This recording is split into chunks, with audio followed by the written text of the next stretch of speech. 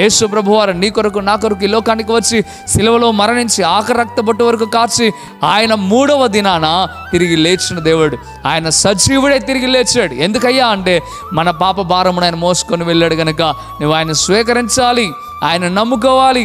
దేవుడిగా ఉన్నవాడు మానవుడిగా వచ్చి నిన్ను నన్ను ధన్యుడిగా మార్చడం కోరుకుంటున్నాడు.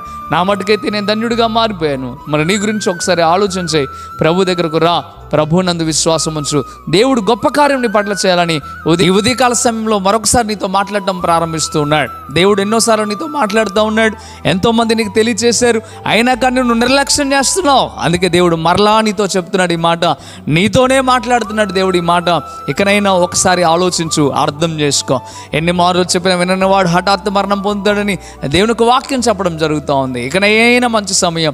ఎంతకాలం మనం బ్రతికుంటామో తెలియదు, ఎంతసేపు జీవిస్తామో మనకు తెలియదు కనుక ఇదే మంచి సమయం కనుక మారు మనసు పొంది బాప్తిజం పొంది